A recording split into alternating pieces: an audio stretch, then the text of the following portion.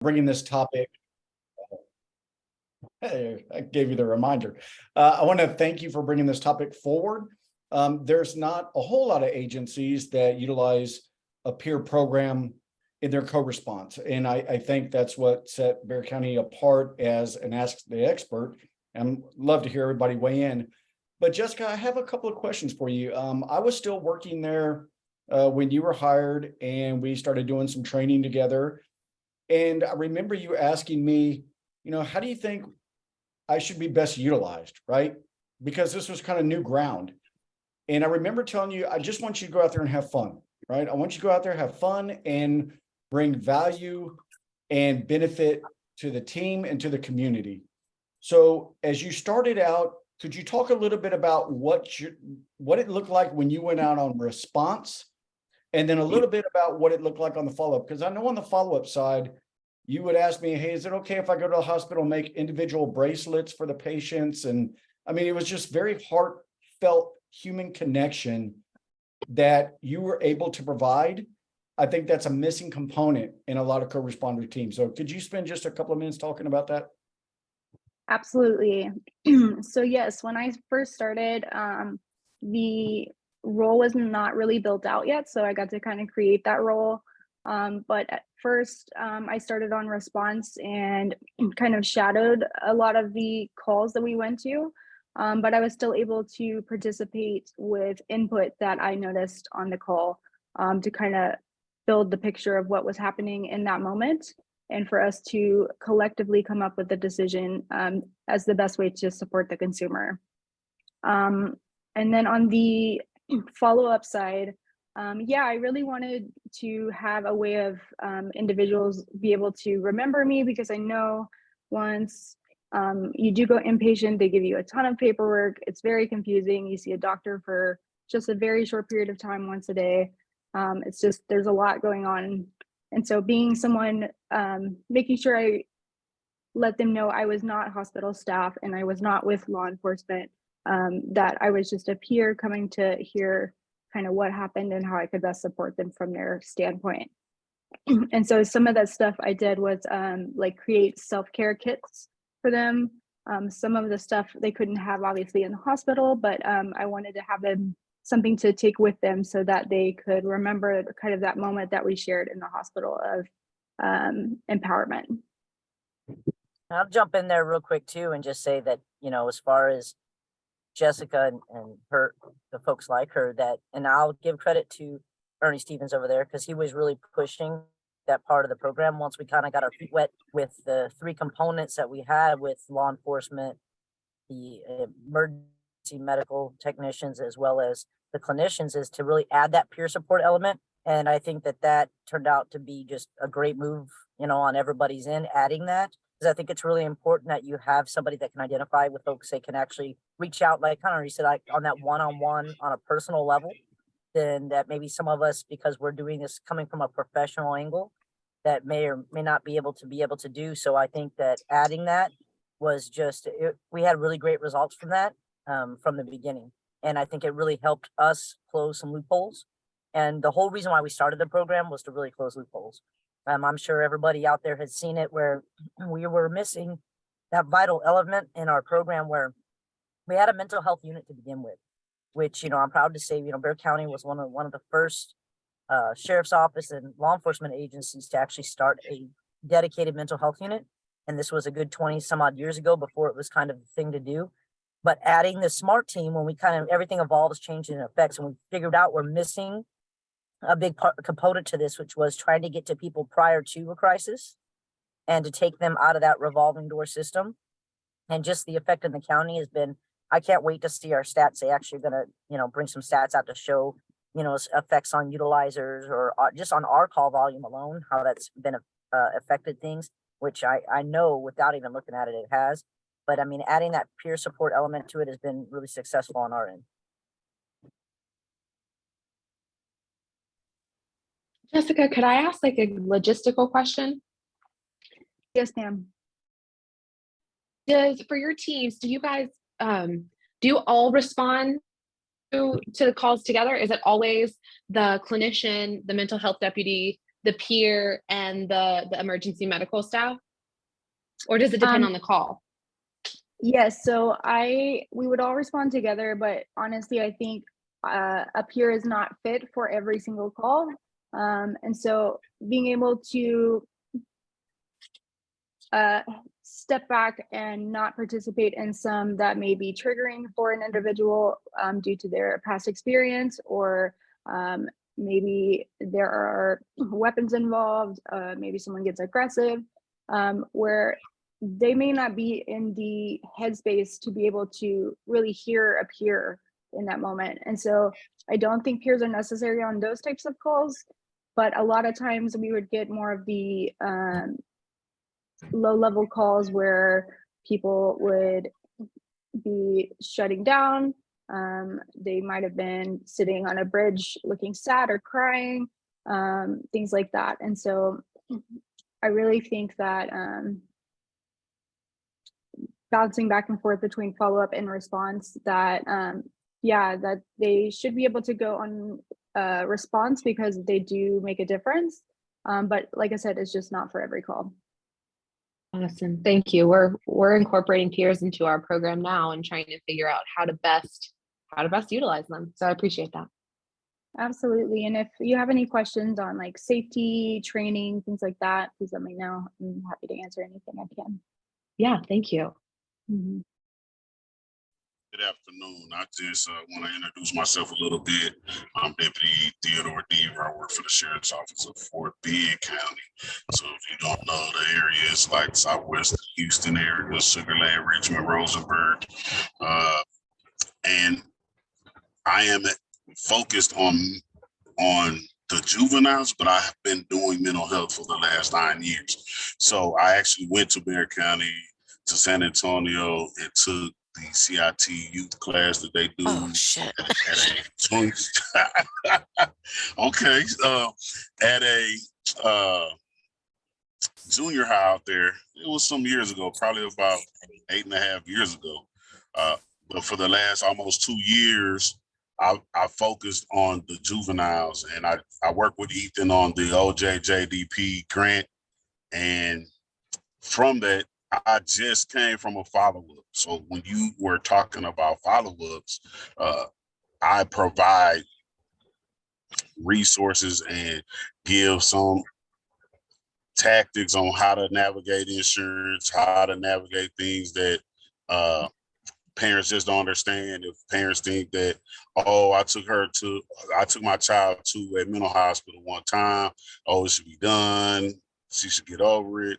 So my job is to try to help push the family to get the help that they need, and so and keep people out of jail. So my question was, somebody said, I didn't get a name because I was trying to type. I think Jessica said it. You make care packages for people. Who did you give these care packages to, and what was inside of the care package? Yes, thank you for the question.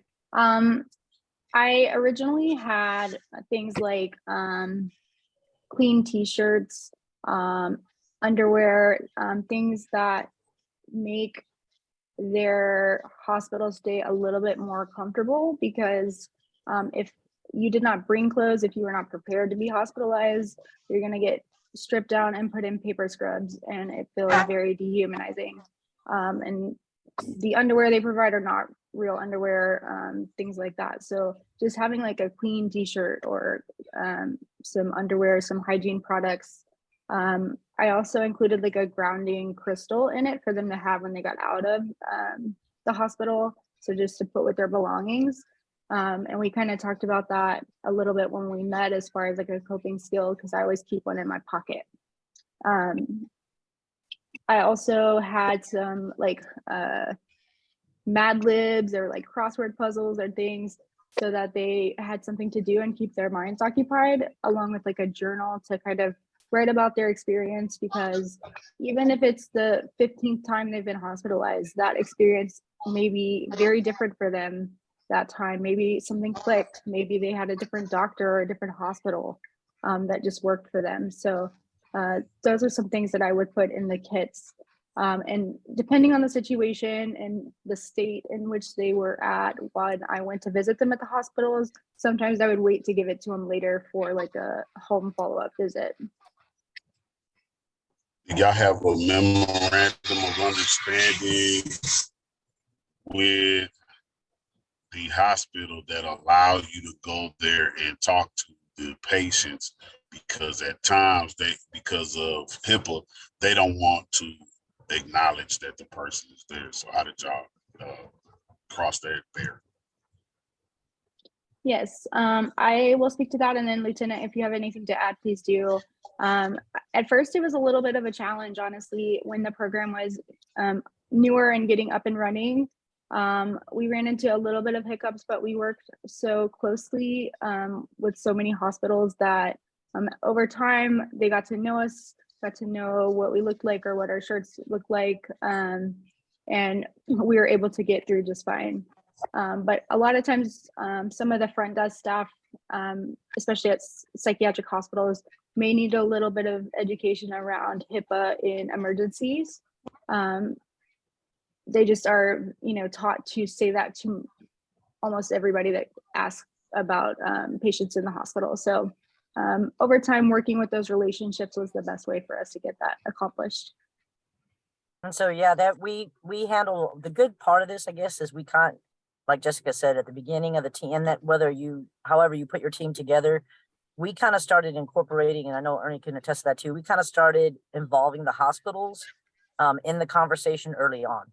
So they knew as we were developing these teams, as we started these teams, we would have, sometimes it would be weekly or monthly meetings with hospital administration or some of the doctors that and nurses and things that work all the time with these patients, so they would understand what the program was from the jump. Now, as we started, there would be times where the team, whether it be Jessica or even coming in with law enforcement, where we would have a little kickback because they didn't know who we were.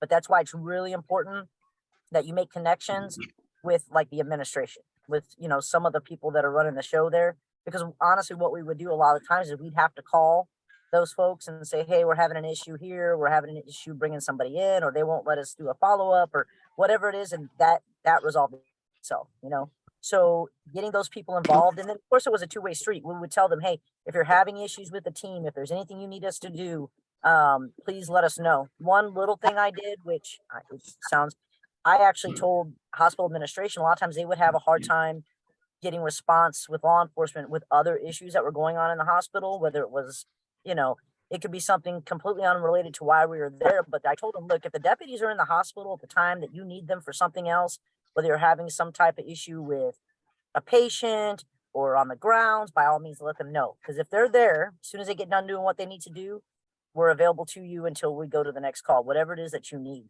And that seemed to help a lot. They were very grateful for that, and they've actually taken advantage of that a few times. But definitely maybe reach out to that administration and tell them what they're doing. Most of the time, you're going to have really good response from them, because obviously everybody's goal is to keep these folks from revolving door in and out, not only jail, but the hospital system. They're walking into emergency rooms, and if we can prevent that, that prevents their staff from being overloaded, our staff from being overloaded. So it's kind of a win-win for everybody. Thank you.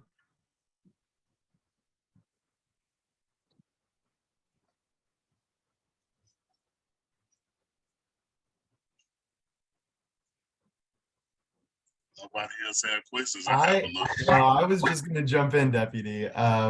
I know there are a couple of questions that folks asked in the chat, but before we get to those, I actually wanted to piggyback on what Deputy Deaver was asking about, because I will admit my own ignorance. I don't know how this operates really. Jessica, as a peer, do you ever go out and respond to calls for juveniles? Because I imagine that responding to someone who's under 18 is going to be very different than an adult. But I do imagine that having someone on scene who has your life experience might be comforting to them, might help get through the call a little bit easier. So I was just wondering, do you ever go out on calls for juveniles? And if so, how's that look? And if not, why not? at age? Thank you, Ethan, for the question. Yes, we did respond to calls for juvenile as well. Honestly, that I love working with kids. I really do. I think everybody has their thing that is hard for them. For me, it's elderly. That's a harder population for me. But the kids I really do love. So for me, like I've learned just in some of my studies that, you know, a youth needs one stable adult in their life to really make a change. And so I get that opportunity to kind of build rapport with them and maybe explain things to them in a way that maybe patrol or our mental health deputy is explaining it. So giving kind of a different perspective, or maybe helping them understand what's going on and what the options are or what to expect going forward. And then really being able to circle back with those kiddos and follow up, and then, you know, kind of give them an opportunity to talk to someone that they're not being dragged to by their parents. It's not part of the school. It's just somebody that is coming to check on them and wants to support them. And so I kind of see it like big brother, kind of that role. But I really did enjoy working with the youth. Thank you.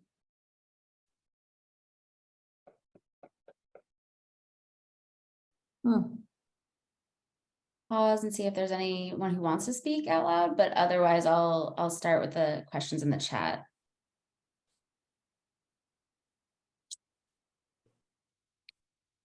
Okay, so the first question is, what are the ways you leverage your role as a peer and your personal experience to help inform the response of your co-responders? A lot to digest. What are the ways that you leverage your role as a peer and your personal experience to help inform the response of your coworkers?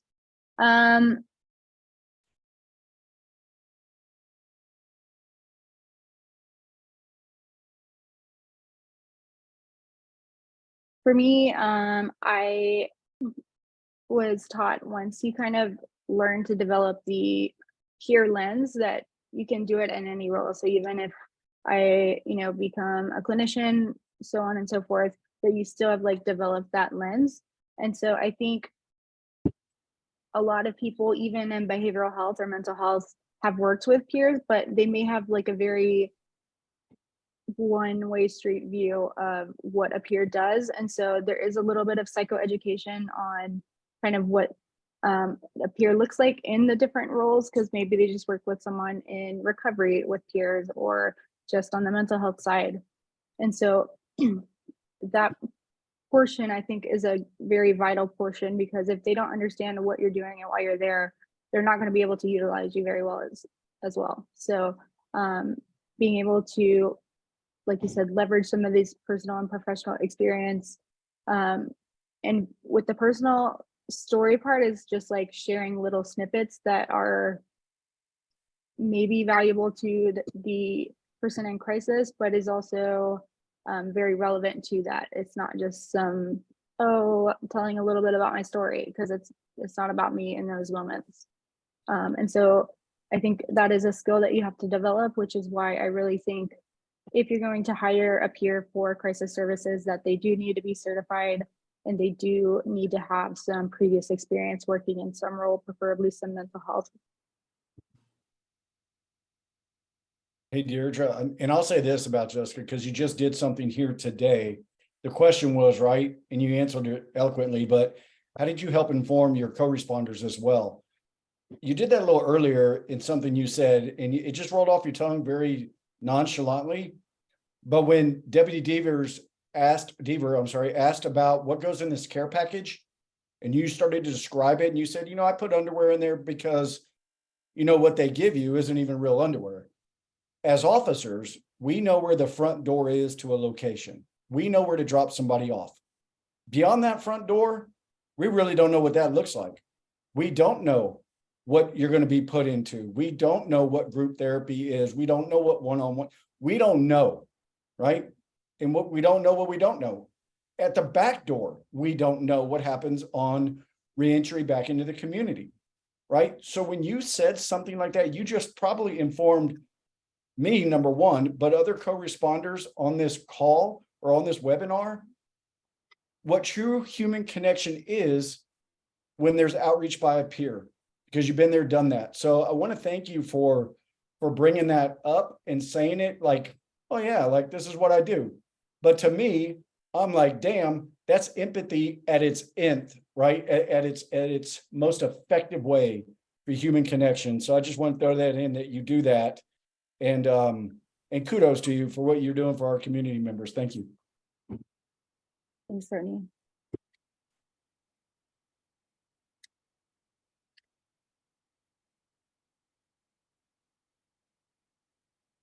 We have a few more questions in the chat, but please, folks, feel free to unmute yourselves, or if you want to clarify something that you wrote in the chat, please feel free to ask additional follow-up. But the next question we received was, how does Jessica divide her time between response and follow-ups? Honestly, that is a very delicate dance. We had 2 roles open for peers on our team. We had the budget for that, but we only had 1 peer at the time, which was myself.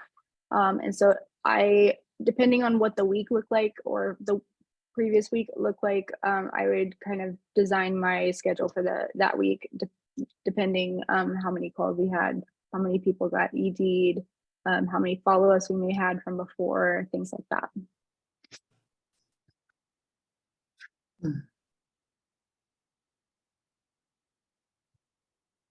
And does anyone have a sample policy on integrating peer support? That might be something to follow up with after the call, but are there some sample policies that could be shared, or even just talk about how you went about developing policies? I will check and see. I know when we first developed the program, they did do some outlines that they had initially sent to us to kind of add along to the SMART program. So I'll be honest with you, off the top of my head, I can't remember some of the specific policies. It was along the line, same things that we were doing as far as the law enforcement component, et cetera. But I will be more than happy to share that with, if you want to make my email address available to anybody that needs it, I will be more than happy to share that.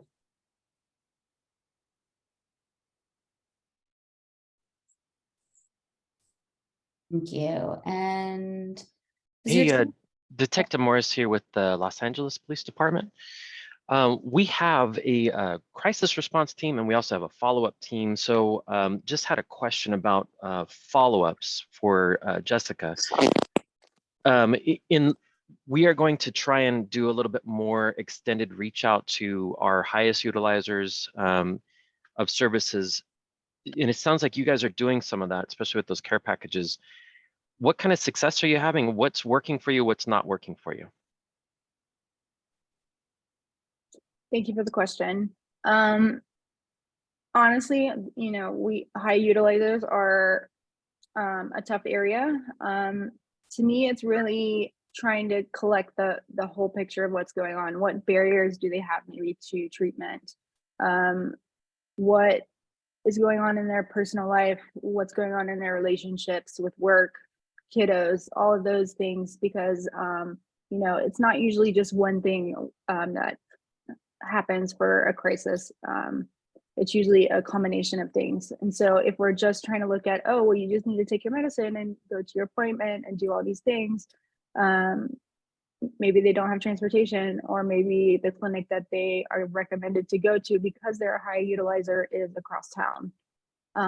So really just trying to get to know them on a personal level enough to maybe get some insight into what we've been missing this whole time for them to continue to go into crisis, but also try to spend a little bit more time with the rapport part of trying to change the narrative of the system's broken, this is what happens, it's always the same, nothing's working, because there is other options out there, but I think a lot of times people will go and take medication. They don't like taking medication.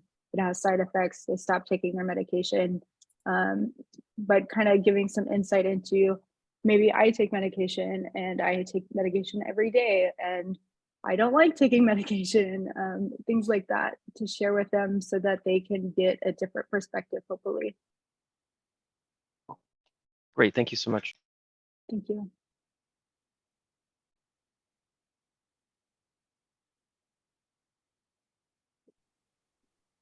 Another question in the chat was, does your team have any parent peers? I know that can be very helpful for calls involving juveniles. I think that might be a follow-up to an earlier point.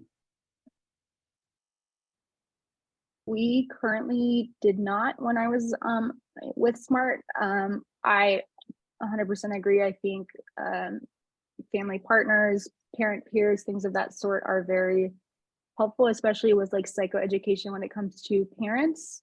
But no, we did not have any, but I would love to see that, honestly.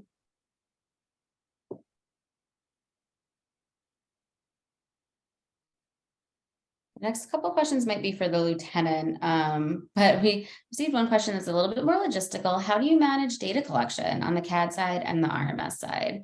So I guess both of you talk about your experience with integrating data and the management systems.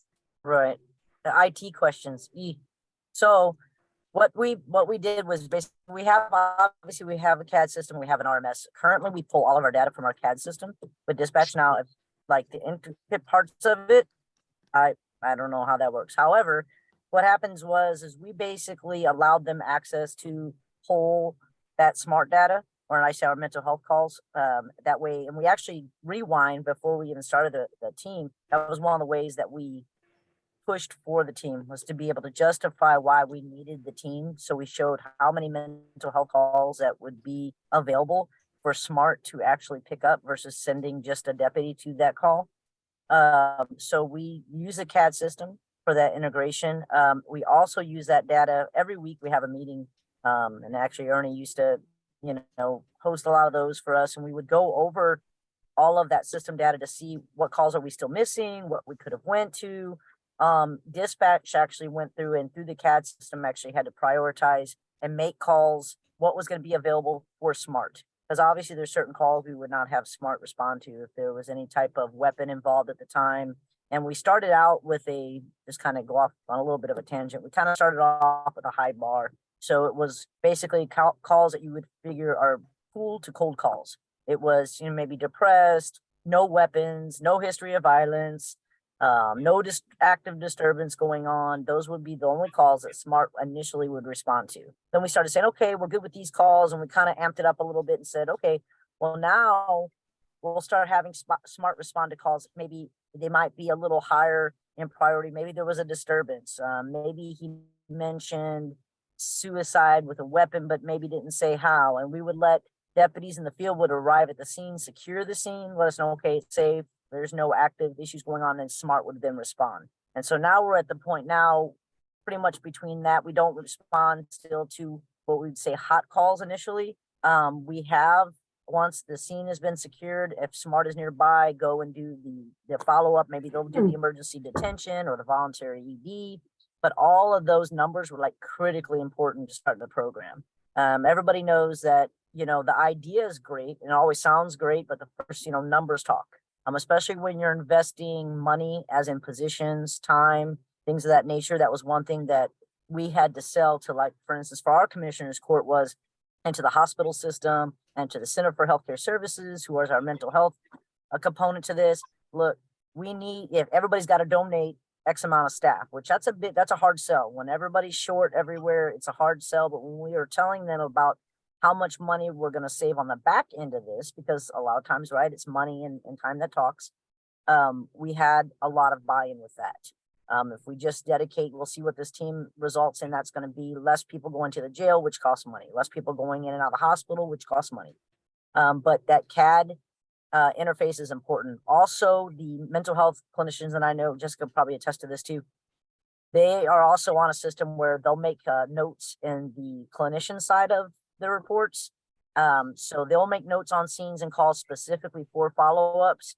We just add the deputy to that, so they also can jump on there and make notes for follow-ups as well for the clinicians or for peer support, so that they know as far as the calls and how that works. So, but so eventually eventually, basically, we were able to use that to our advantage. But the CAD system, integrating that is vitally important. So I had a quick question regarding what you just said. So if I heard you correctly, you're actually letting social services, for whether it's peers or whether it's clinicians, actually make entries into your RMS portion of your system. Right. So we go through STRAC, right, which is our agency partner in this. So we actually set up an MOU where STRAC is allowed to have that data.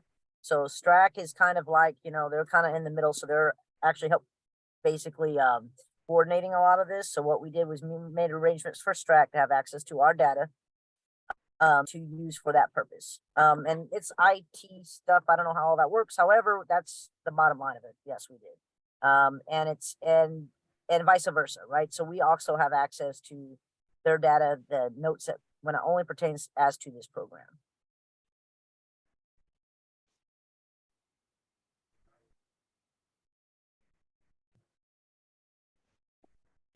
Ernie, I saw that you chatted a question. Do you want to ask it out loud? Yeah, and it kind of goes into this data and the data sharing, because part of the logistics when Jess was hired was, she has to go through a background, right? And that seems to be like, this is the dumbest crap, right? Because you got to do a background check. Sorry, I know it's recorded. You got to do a background check. That is just who I am. And of course, a peer most likely is going to have, some entries in their criminal history, right? But that can't be a barrier to build out these teams. The biggest challenge was being able to get a peer to pass a background check and then be CJIS certified to be able to sit in a vehicle with an officer that has access to CAD, right? So these are the things you have to think about. And the lieutenant and her foresight and leadership, and with STRAC's assistance and the Center for Healthcare Services, they were able to create that policy and make that happen as long as the peers could pass the background in the CJIS, right? And it's very difficult to find a really good peer that's not going to get disqualified along the way. So that's some of the logistics that you have to think about as you're building out these teams. One of the questions I wanted to throw out there as well was sometimes Jess would go out on follow-ups on her own. And it wasn't always just to a hospital. Sometimes it was to the patient's home or wherever they were staying at. So I wanted to ask the lieutenant if she could talk to that about how did you determine when to send security with her or when to let her go on her own. And last question, that's not in the chat.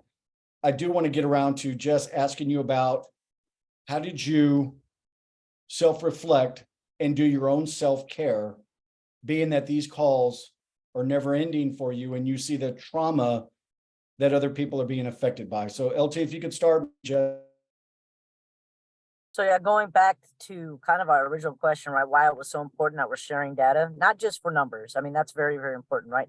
But for security purposes. So, and we actually just probably within the last year really started working this because, like we said, now we have, whether it's a clinician or a peer that's going to do a follow-up, it was vitally important that they knew what the situation was. We had, and Ernie can attest to this, we had, as we started the program, we had a couple little, oh my gosh, somebody did a follow-up because they see, oh, we went out to this house, maybe we ED'd the individual, and then a couple days later, like, oh, well, I'm going to go do my follow-up. And we wrote notes like, hey, make sure that you send law enforcement, or make this person, became combative once we got to the hospital, or this person was resistant to, and there was no good way to make sure that, number one, law enforcement was communicating right with the clinicians, or the clinicians were communicating back with law enforcement. So what we did was, a part of that system was to make notes that they would have access to. So number one, we would put on there, hey, don't send a follow-up team without law enforcement. Or, you know what, this one's clear for a follow-up, we didn't have any issues, etc. I mean, we started getting so to the point where it was like, oh, and FYI, they have 3 dogs. So when you go to the house, don't be afraid, we didn't have any issues, or they're aggressive. And it was all kinds of little bitty things, but it was super useful. What myself and I instructed my supervisors were to do is that if there was any element of we felt there could be potential violence in their background. If the address is what we call flagged, which I know a lot of law enforcement here will know what I mean. Flagged an address. In other words, we've had issues. They've fought with law enforcement before, or they have a history. They have a history of violence. Right away, we would flag that address. Well, now we're able to let them know, hey, this address was flagged by law enforcement. So for me, obviously, if it's flagged by law enforcement, they're not going by themselves. So we're going to send a law enforcement component with them for their security. The sergeants are really good about reading the notes. If they feel like, this one was kind of iffy, they'll let them know and say, hey, Jessica, hold up, we'll go with you. Or you know what, wait till if they're in the hospital setting, that's a little more secure. Why don't you do the follow-up there versus going to their home, things of that nature. So going back to that data sharing, not only number-wise, right, but informational-wise, it was super important that we were able to communicate back and forth on a system that everybody has access to. So we wanted to make sure that, you know, their safety is number one. Obviously, the deputy's presence on the team is for that reason. Not only because in the state of Texas, only law enforcement can sign those emergency detentions. So in order to do that for the field, so we would need a law enforcement component to that no matter what, but also for the security of the peers, the clinicians, and the medical personnel that are riding on the team or riding with the team. So, and they know what that's their role. And oftentimes when we started the program, because we were dealing with a lot of times at the beginning it was high utilizers. And then we found, we're starting to break into folks that have never been handled before, which is really great because we're catching them on the front end, not the back end. Our high utilizers were familiar with our mental health deputies. So that sometimes that helped because maybe they weren't familiar so much with the clinician at that point, but they were familiar with the law enforcement. So sometimes that worked to our advantage as well. Like because the deputies already had relationships with them, but kind of, circling back, you absolutely have to have some type of information sharing for safety, security, all of that good stuff, just above and beyond budgets and how the team is being successful. Yes, and I just want to add to what Lieutenant said. I have access to them as well. If there was anything that I maybe saw that I was not comfortable going to for whatever reason, or maybe I drove up to the home and it's like an entryway where it's one way in, one way out. Maybe they do have a bunch of dogs outside or no trespassing kind of signs, just some red flags where I may have some hesitancy to go by myself. Every time that happened, Bexar County, STRAC, my direct supervisors made sure that an officer went with me. So they could either meet me there or I could leave and then, come back, whatever it was. But they really wanted to prioritize our safety. And then Ernie, your question was about like self-care and reflection with dealing with trauma as a peer. I feel like that's kind of the elephant in the room, but I'm glad you asked the question. Yes, this is definitely something that is very important. Honestly, for me, the trauma doesn't affect me in the ways that most people would think. It's more of like when our systems fail an individual or things like that, that really were hard to not take home. But I also had mentioned earlier about having previous experience. So if they're certified and they have previous experience, they have kind of worked on developing that like mental muscle that you have to build and develop, where you leave enough in your own cup to be able to refill your cup again for the next day or at the end of the evening so that you could do it again tomorrow. But if you just give and give and give and give, which peers are very passionate and want to do, but they have to learn how to be able to take care of themselves in that process. But I think it does take practice. I also think having safety, feeling safe on your team, being able to say, hey, I am not comfortable with this. Hey, this is triggering for me. Hey, I don't want to go on this call, whatever it is, just feeling safe within your team so that you can show up as your best self. And if something happens, that they have your back.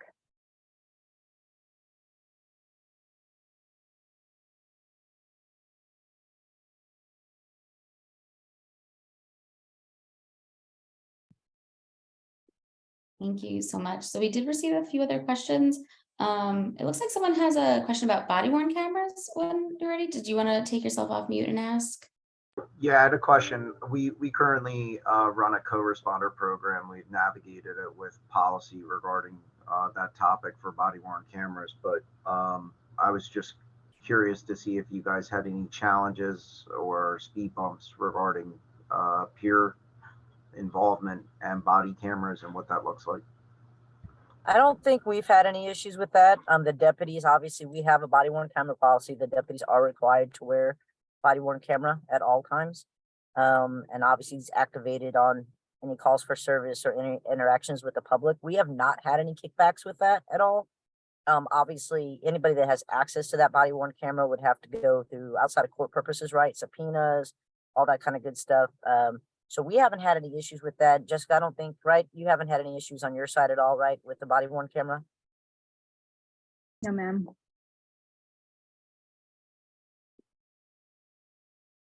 Thank you. Yes, sir.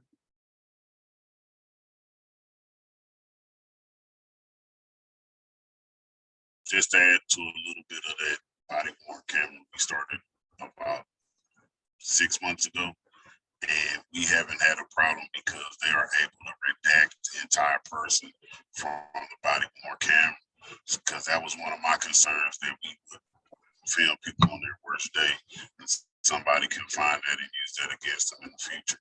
So they said that they are able to redact them out of the video. So I don't know what camera system y'all are using. We're using Axon, and they say it could be done. I haven't had any hands-on experience or anything with it, but that was one of my concerns and my questions from the beginning of use. We were just looking at it more from the perspective of building a relationship, near a crisis or during one, with an individual feeling like they were being recorded with audio and video, and the outcomes. We're trying to achieve better outcomes, right? Right. So the effects of the camera, I was just curious to see. We've unpacked it with co-responder models, but we really haven't dived into it with peers. So that's why. Yeah, and I don't know, like Jessica would probably say, but I mean, we haven't really had any issues. I mean, even with now our peers, to my understanding, right, Jessica, I mean, you guys aren't outfitted with body worn camera, correct? It's just the officers. So we haven't, and even when the officers are on scene with the peer or with the clinician, they're kind of trained to kind of be in the background, kind of be the wallpaper unless they're needed. So that seems to work well. They don't really pay too much attention to that. And from what I understand and talking to the group, we haven't had any kickback from anybody as far as or worried about the cameras, so to speak.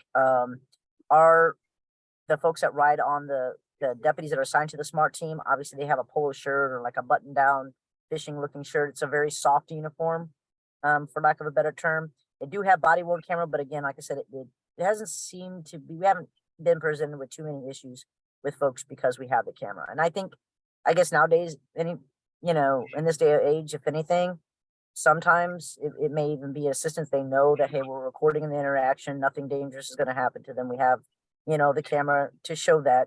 And so now it's almost like, I think we're starting to see the reverse of that, where folks, I think, maybe like the fact that we have the body worn camera on. But again, only our law enforcement are equipped with that at this point.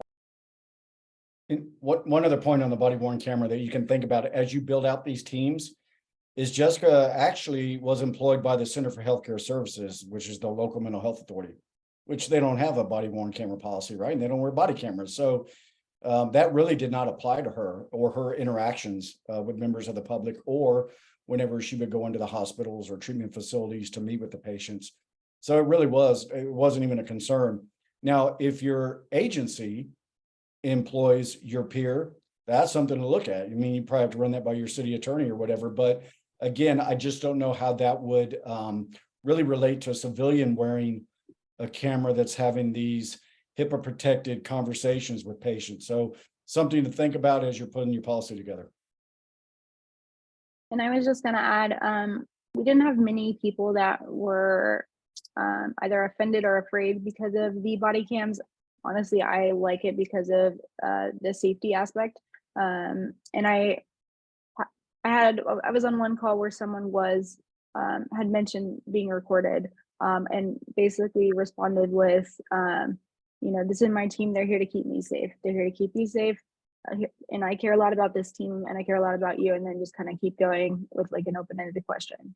And then kind of circling back, if it came up again with that same, just we're here to keep you, you safe, myself safe, etc. So.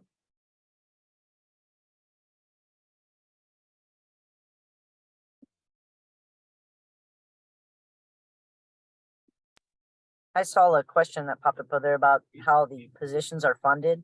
So as of right now, well, initially, when we started the program, the way the positions were funded was each element, whether it was our emergency medical folks, the sheriff's office, our mental health authority, which is Center for Health Care Services, donated, for lack of a better term, right, a member for the team. So initially, the sheriff's office, right, we had 2 paid deputies that started. Sheriff's office funded it by donating those deputies to that team. And then as well as Center for Healthcare Services placed a clinician on the team, and we had our emergency medical folks place a paramedic on the team, and everybody ate their individual cost. As the team expanded, we actually qualified for ARPA funds, and we were actually able to use, commissioners got awarded X amount of money for ARPA funds, and so much of that was going to go to mental health. We put a proposal together, asked to expand the team, and now we have 4 positions as of right now that are getting paid through the ARPA funds, which has been tremendously helpful. So we have 4 more deputies, clinicians, EMTs that are funded now by ARPA.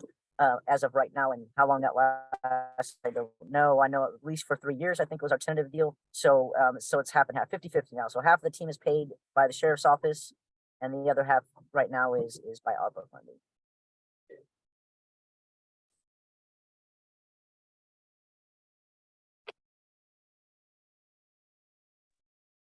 Jessica, could you talk a little bit more? I know we had a call last week and you were talking about kind of professional pathways for peers. Do you mind sharing a little bit about that as well? Absolutely. So typically, even certified peers are not paid very well. So it's really hard for individuals to, for one, work in this field as a peer, but also to try to continue their education. And so there hasn't been a clear path for peers to like career ladder wise of a way to get further education. You can get different types of certifications, like a supervisor, peer support specialist position, things like that. But I think if you're going to be hiring peers, that one, please pay them well, and 2, that they have some kind of initiative, whether it's tuition reimbursement program, even like a professional development stipend, whatever it is, for them to continue their education, because they do have all the passion and drive to want to help and be of service. But if we're not paying them and they can't take care of their own health, or they don't have anywhere to go from there, then it's easy for them to experience burnout.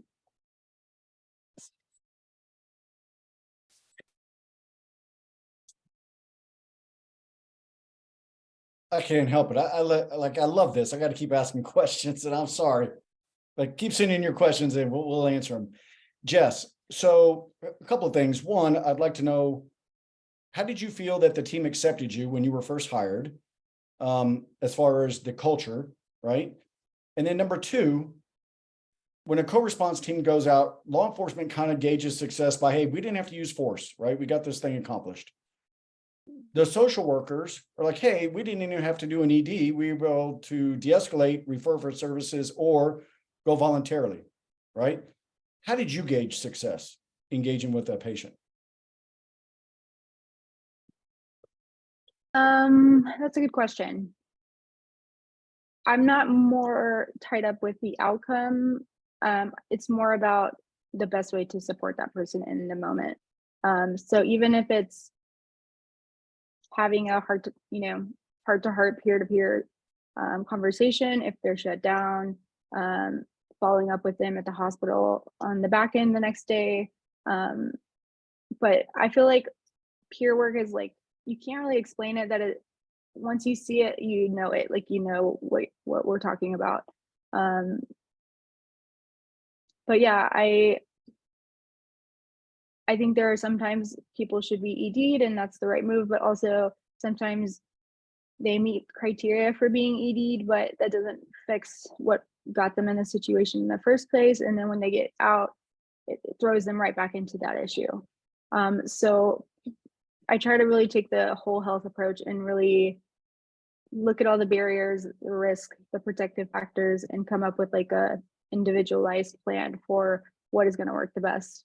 But from personal story, I have been in crisis many times. I have gone through that process many times, and it wasn't like a specific type of person or like a first responder or any of that. Every time that I had like that moment that pushed me forward, it was just a human being being a human being in that moment for me.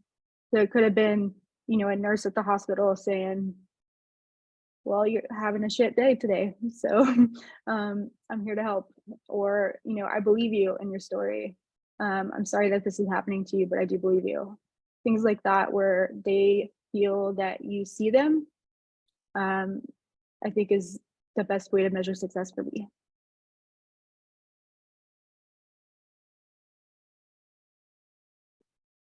Thank you. We did receive another question in the chat. Is the SMART group all in one office space, or do you all meet up on a call for service from separate places?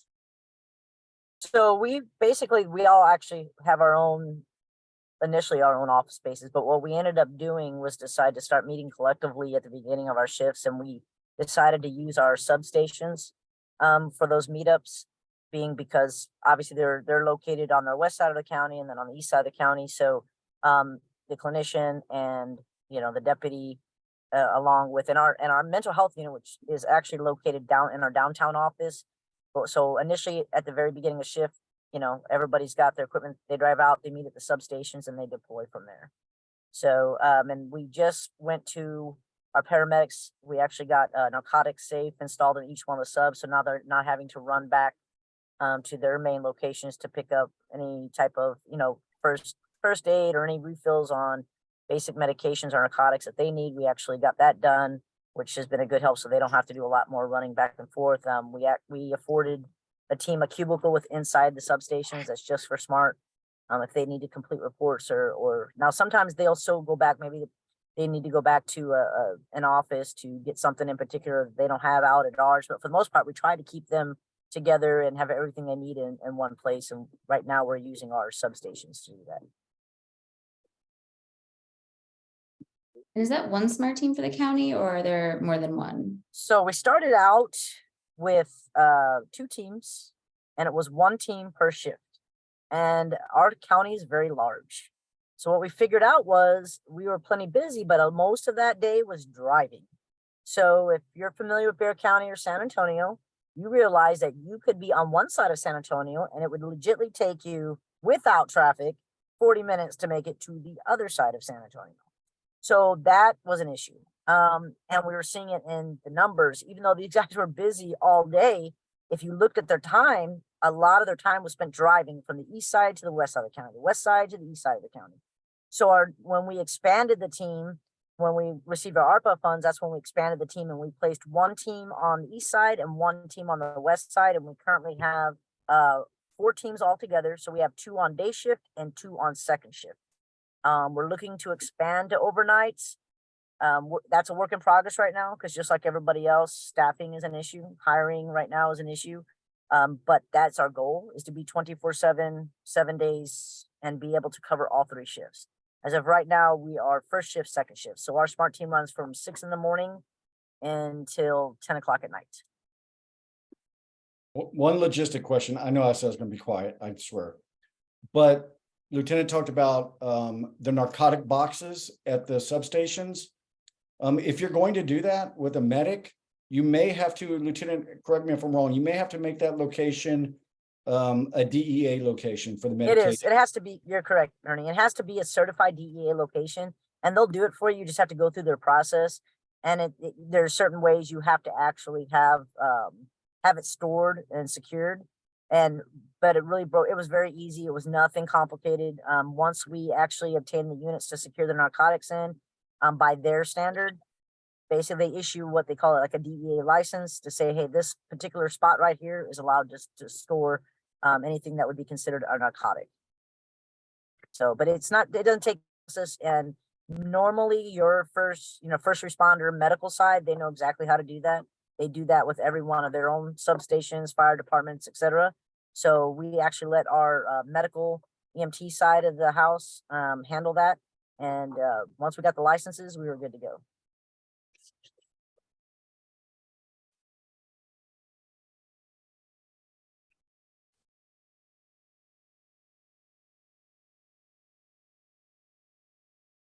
Anyone else have a question that they want to ask? So earlier, y'all were talking about when y'all respond, it was kind of more like a backup, not a now situation, a hot, I think you use that term, a hot situation. So we have a co-responder model and we work with our mental health authority, Texana here. And working with them, they have vests and they ride around in the car with us. And so they won't get out of the car until we get them out of the car, like, all right, now come. And I'm not trying to say they're a dog, but like K9, we come back and say, all right, come get out of the car, assess these people.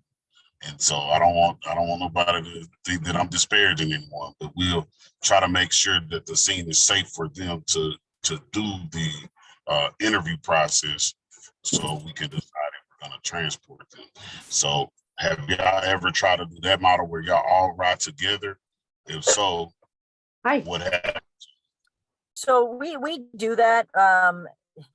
Initially the call, it starts with the call being dispatched. Initially the deputies and usually the supervisor will look at the call.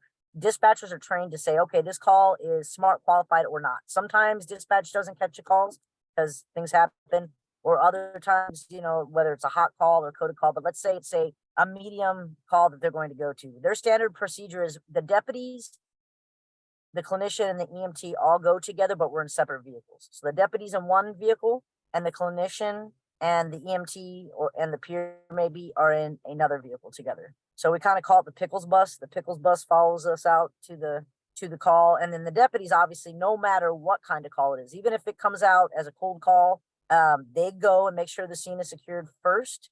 And it's kind of the same thing. They let the clinicians, okay, you guys are good to go. You can come up, etc. Kind of exactly the way that you do it. Now, the reason why they wouldn't go right away to, let's say, a hot call, and it's happened before where dispatch is actually assigned smart to a call with a man with a gun threatening his family, threatening to kill himself, and that's on me. That's a no-go for the smart team, only because the county is so large, and I have deputies that they're still in that mindset, right? They're going to take off, and knowing my luck, they're going to be the first ones there. And I want to make sure that, and because they do all go together, they don't really stage, they all kind of come in together.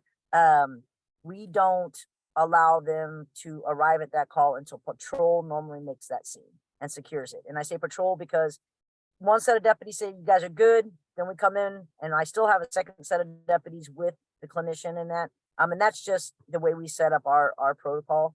Because the county is so large that if they did need help, it would be a hot minute before somebody else may be able to get there. So that's just kind of a security thing that we put in. To give you an example, and I just happened to be listening to the radio that evening, but it was a similar call to that. And dispatch, I'm not 100% sure how it happened.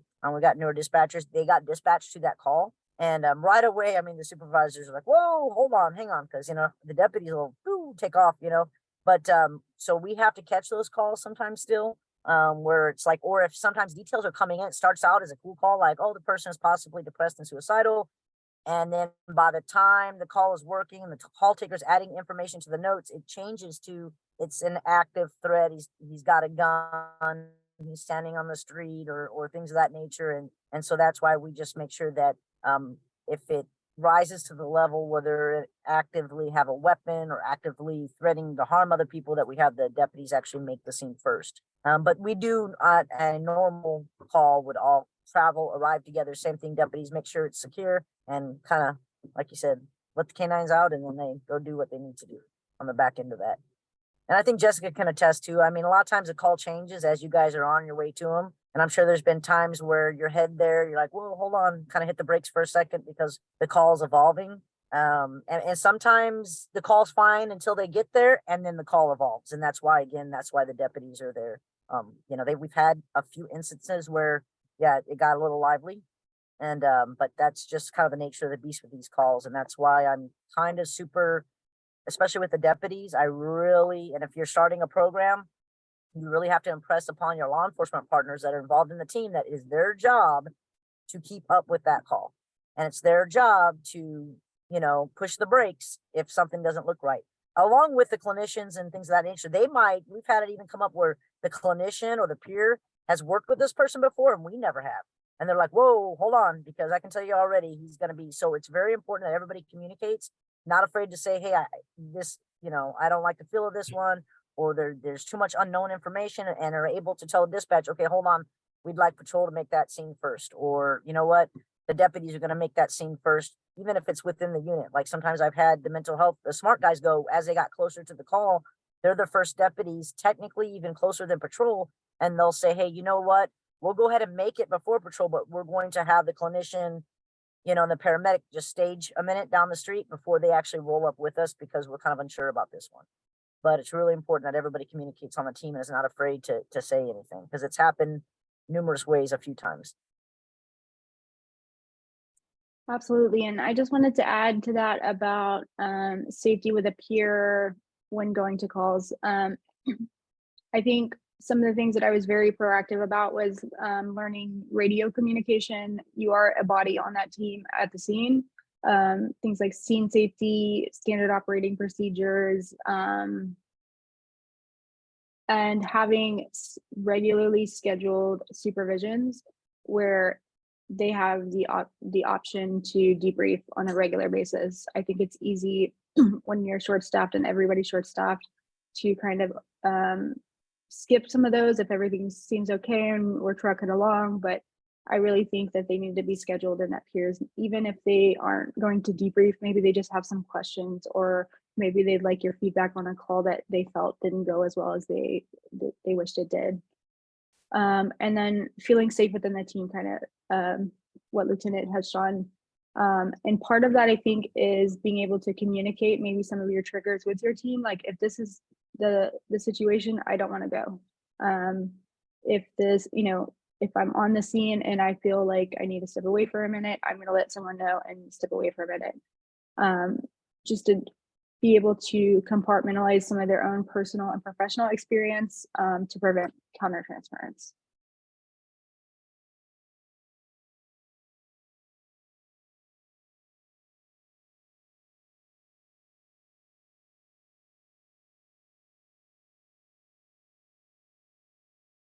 Any other questions? The chat has slowed a bit, but if anyone has questions that they want to ask, please feel free to unmute and speak up.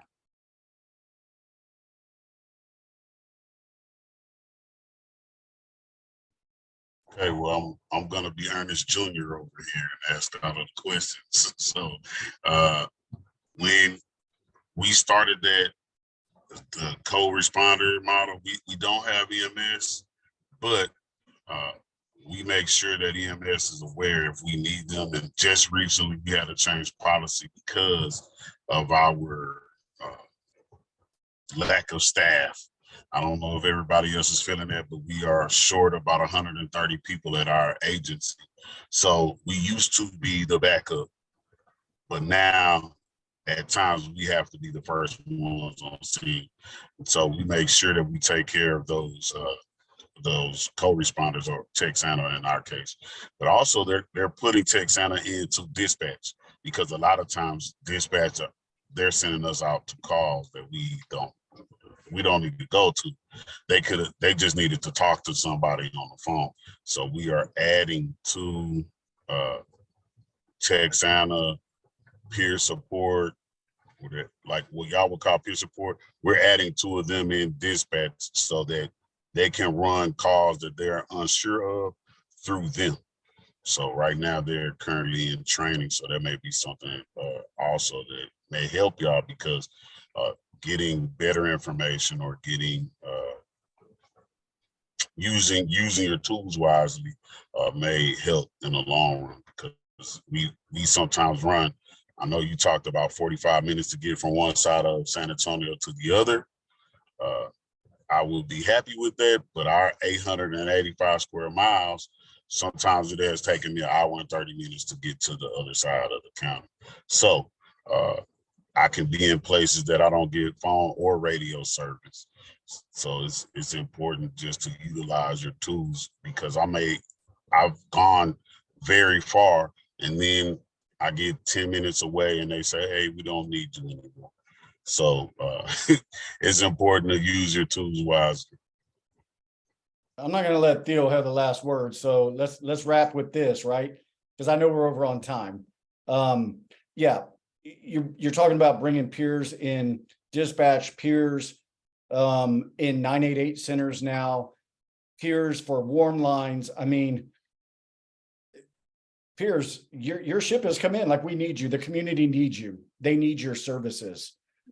Jessica, I will say this to you, and I'll pass it to close. Thank you for coming on and doing this. I know webinars are not very comfortable for everybody, and you've never been one to want the spotlight on you, but you have earned the spotlight with your vulnerability and your authenticity, and it makes you who you are. You have made Bexar County and the community a better place because of your services and your dedicated desire to connect with other humans. So on behalf of the council, state governments, myself specifically, thank you for joining us today. Thank you. I think we do have about 15 minutes. Yeah, Ernie has decided we're wrapping early, apparently. So there is one last question that has already come in. I'll pose it. If no other questions come in, we can wrap early. But let's call this the last call on questions. So we have a question, Jessica, I think this is for you. What are other ways that your co-responders can support you in your peer role with the added complexity of how responding to calls may impact you personally and professionally? That's a great question. Thank you. Honestly, it really comes down to safety. I know that's kind of cliche to say, but feeling safe within your team. They don't need to know the details and the whys to what's going on or what boundaries you have around things, but you do need to be able to communicate some of your triggers, some things that may be off the table for you, whatever it is, because you don't want to be on a call and then try to communicate that in the middle of the scene. So just having them kind of know ahead of time so that if they see something coming before you do, that they can let you know that maybe you need to step away for a minute or go back to the car or whatever it is. But I think building camaraderie within the team, feeling comfortable with the team, having open communication about some of the difficulties and challenges that you may have on the calls, so that they better understand you as a peer and what your struggles are.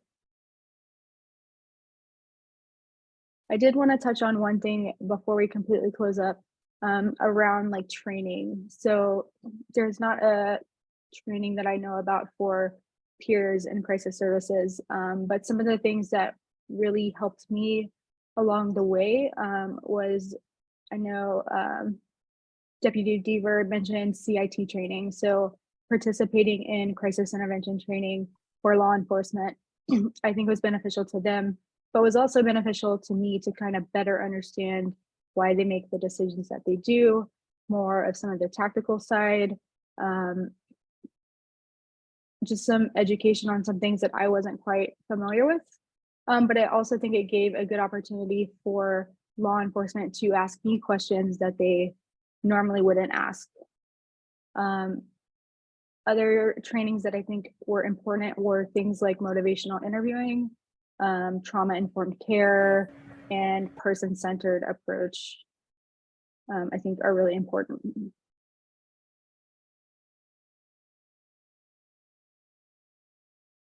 Thank you so much. So no additional questions have come in. really want to thank Jessica and Lieutenant Freveletti for being here, for talking about the work that you're doing. This has been so helpful. I think there were a couple questions about follow-ups in terms of emails or resources. So for those of you that are grantees on the line, if you did have a follow-up, please feel free to reach out either to myself or your TA coach directly, and we can try to close that loop for you to get you the resources that you asked for. And again, this will be recorded and we'll be able to let you know when it's up and posted on the website. You can share it with members of your teams that could not be here today. Thank you both again so much for taking the time out to talk to us on this really important topic. It is really appreciated. I'm gonna kind of just hang out here and let you can head out, but if you did want to add an email address or something to the chat, feel free. But thank you all so much. Have a great afternoon. Thank you.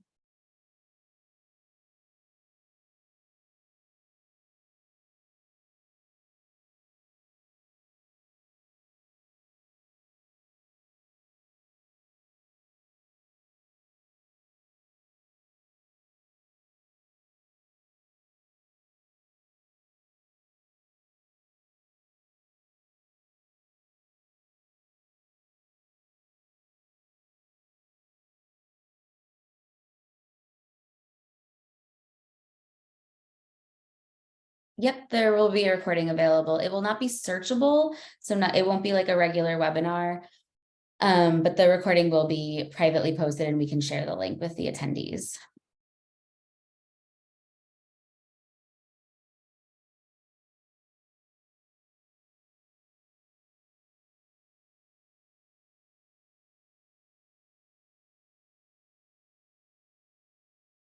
Good stuff today, Deirdre. I'll talk to you soon. You are muted. I see that. I'm gonna thanks everyone, and I'm gonna go ahead and end the session. Take care.